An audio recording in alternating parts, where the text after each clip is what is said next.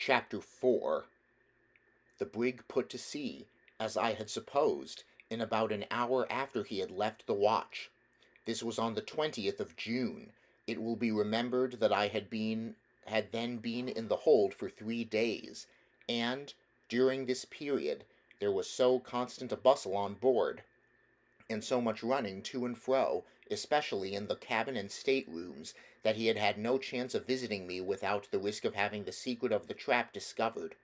When at length he did come, I had assured him that I was doing as well as possible, and, therefore, for the 2 next days he felt but little uneasiness on my account. Still, however, watching an opportunity of going down. It was not until the 4th day that he found one. Several times during this interval he had made up his mind to let his father know of the adventure, and have me come up at once, but we were still within reaching distance of Nantucket, and it was doubtful, from some expressions which had escaped Captain Barnard, whether he would not immediately put back if he discovered me to be on board. Besides, upon thinking the matter over, Augustus, so he told me, could not imagine that I was in immediate want, or that I would hesitate, in such case, to make myself heard at the trap. When, therefore, he considered everything, he concluded to let me stay until he could meet with an opportunity of visiting me unobserved.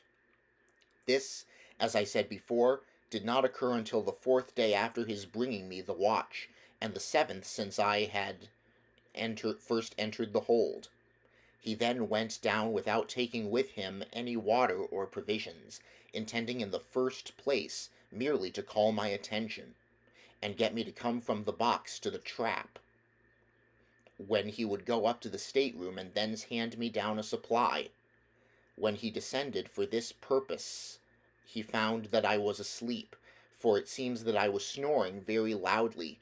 From all the calculations I can make on the subject, this must have been the slumber into which I fell just after my return from the trap with the watch, and which, consequently, must have lasted for more than 3 entire days and nights, at the very least. Latterly, I have had reason, both from my own experience and the assurance of others, to be acquainted with the strong soporific effects of the stench arising from old fish oil when closely confined, and when I think of the condition of the hold in which I was imprisoned, and the long period during which the brig had been used as a whaling vessel, I am more than inclined to wonder that I awoke at all, after once falling asleep, than that I should have slept uninterruptedly for the period specified above. Augustus called to me at first in a low voice and without closing the trap, but I made him no reply. He then shut the trap, and spoke to me in a louder, and finally in a very loud tone. Still I continued to snore. He was now at a loss what to do. It would take him some time to make his way through the lumber to my box, and in the meanwhile his absence would be noted by Captain Barnard, who had occasion for his services every minute, in arranging and copying papers connected with the business of the voyage. He determined, therefore, upon reflection, to ascend, and await another opportunity of visiting me. He was the more easily induced to this resolve, as my slumber appeared to be of the most tranquil nature, and he could not suppose that I had undergone any inconvenience from my incarceration. He had just made up his mind on these points when his attention was arrested by an unusual bustle, the sound of which proceeded apparently from the cabin. He sprang through the trap as quickly as possible, closed it, and threw open the door of his stateroom. No sooner had he put his foot over the threshold than a pistol flashed in his face, and he was knocked down at the same moment by a blow from a handspike. A strong hand held him on the cabin floor, with a tight grasp upon his throat. Still he was able to see what was going on around him. His father was tied hand and foot, and lying along the steps of the companionway with his head down, and a deep wound in the forehead, from which the blood was flowing in a continued stream. He spoke not a word, and was apparently dying. Over him stood the first mate, eyeing him with an expression of fiendish derision, and deliberately searching his pockets, from which he presently drew forth a large wallet and a chronometer. 7 of the crew, among whom was the cook, a negro, were rummaging the staterooms on the larboard for arms, where they soon equipped themselves with muskets and ammunition. Besides Augustus and Captain Barnard, there were 9 men altogether in the cabin, and these among the most ruffianly of the brig's company. The villains now went upon deck, taking my friend with them, after having secured his arms behind his back. They proceeded straight to the forecastle, which was fastened down, 2 of the mutineers standing by it with axes, 2 also at the main hatch. The mate called out in a loud voice, "Do you hear there below? Tumble up with you, one by one, now mark that, and no grumbling." It was some minutes before anyone appeared. At last an Englishman, who had shipped as a raw hand, came up, weeping piteously, and entreating the mate in the most humble manner to spare his life. The only reply was a blow on the forehead from an axe. The poor fellow fell to the deck without a groan, and the black cook lifted him up in his arms as he would a child, and tossed him deliberately into the sea. Hearing the blow and the plunge of the body, the men below could now be induced to venture on deck neither by threats nor promises, until a proposition was made to smoke them out. A general rush then ensued, and for a moment it seemed possible that the brig might be retaken. The mutineers, however, succeeded at last in closing the forecastle effectually before more than 6 of their opponents could get up.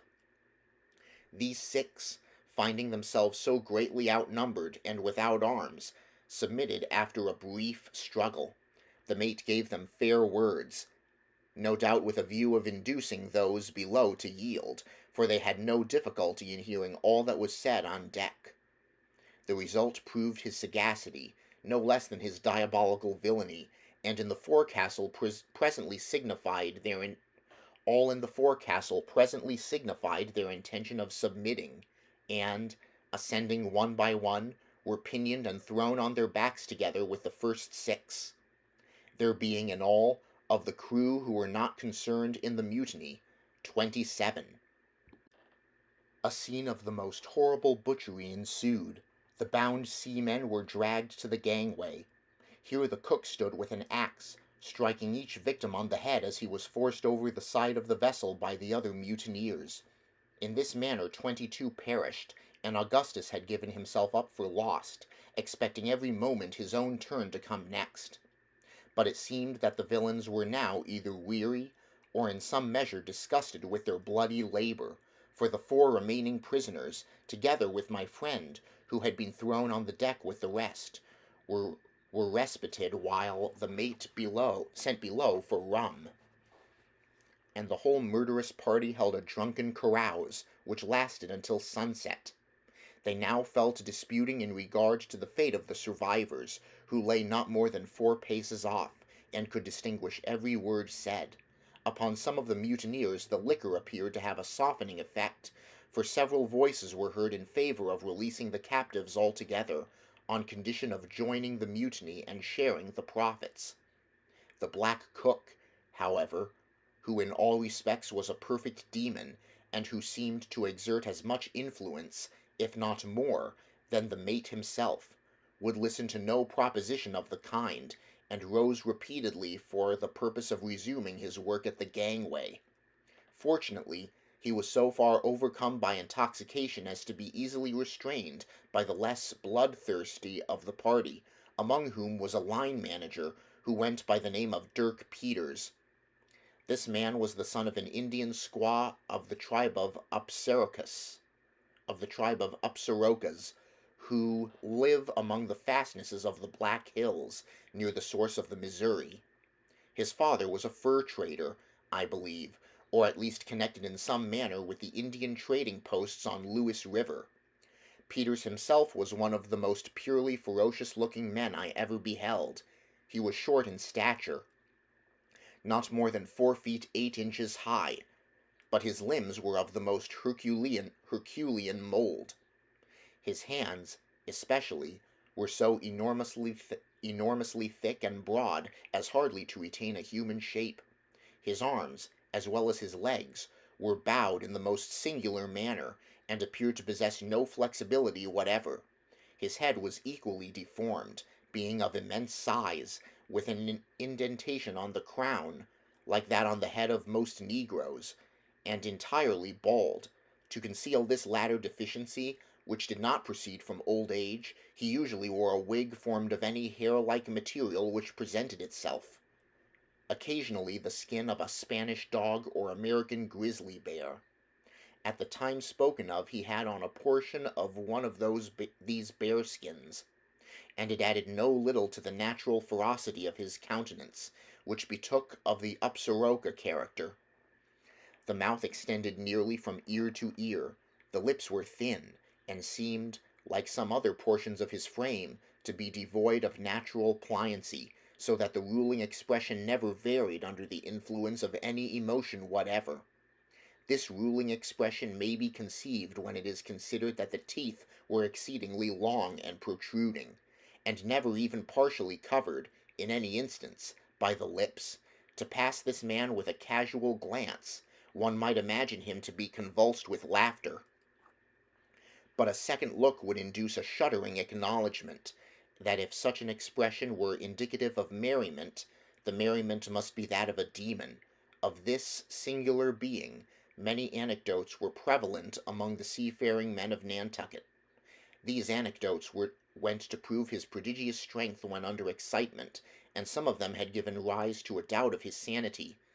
But on board the Grampus, it seems, he was regarded at the time of the mutiny with feelings more of derision than of anything else. I have been thus particular in speaking of Dirk Peters, because, ferocious as he appeared, he proved the main instrument in preserving the life of Augustus, and because I shall have frequent occasion to mention him hereafter in the course of my narrative, a narrative, let me here say, which, in its latter portions, will be found to include incidents of a nature so entirely out of the range of human experience, and for this reason so far beyond the limits of human credulity, that I proceed in utter hopelessness of obtaining credence for all that I shall tell, yet confidently trusting in time and progressing science to verify some of the most important and most improbable of my statements. After much indecision and 2 or 3 violent quarrels, it was determined at last that all the prisoners, with the exception of Augustus, whom Peters insisted in a jocular manner upon keeping as his clerk, should be set adrift in one of the smallest whale boats. The mate went down into the cabin to see if Captain Barnard was still living, for, it will be remembered, he was left below when the mutineers came up. Presently the two made their appearance, the captain pale as death, but somewhat recovered from the effects of his wound. He spoke to the men in a voice hardly articulate, entreated them not to set him adrift, but to return to their duty, and promising to land them wherever they chose, and to take no steps for bringing them to justice. He might as well have spoken to the winds. 2 of the ruffians seized him by the arms and hurled him over the brig's side into the boat, which had been lowered while the mate went below.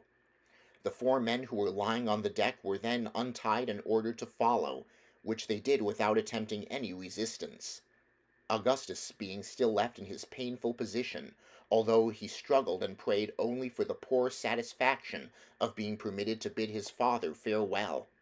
A handful of sea biscuit and a jug of water were now handed down, but neither mast, sail, oar, nor compass. The boat was towed astern for a few minutes, during which the mutineers held another consultation. It was then finally cut adrift. By this time night had come on. There were neither moon nor stars visible, and a short and ugly sea was running, although there was no great deal of wind.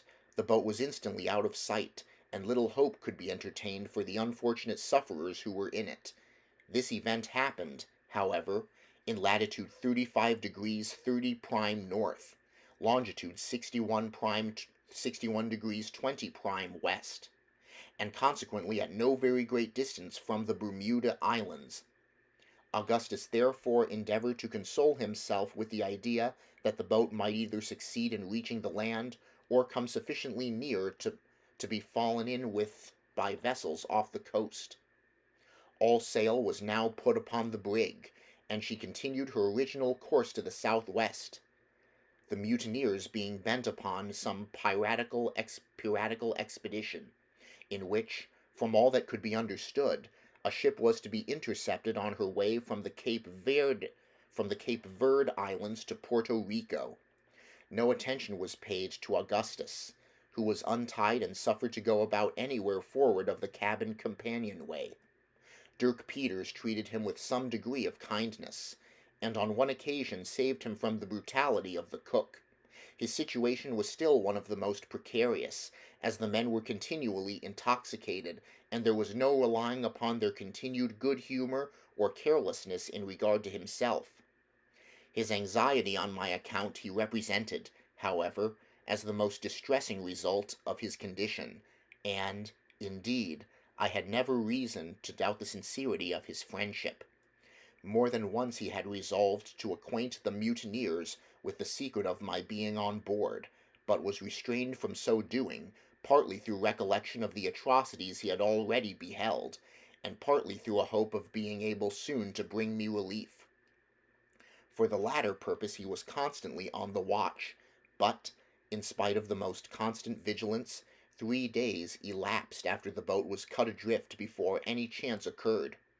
At length, on the night of the 3rd day, there came on a heavy blow from the eastward, and all hands were called up to take in sail. During the confusion which ensued, he made his way below unobserved and into the stateroom.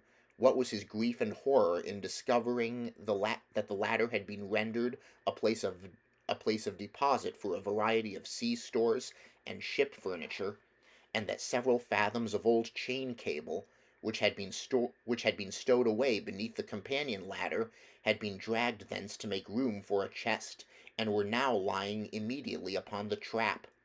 To remove it without discovery was impossible, and he returned on deck as quickly as he could.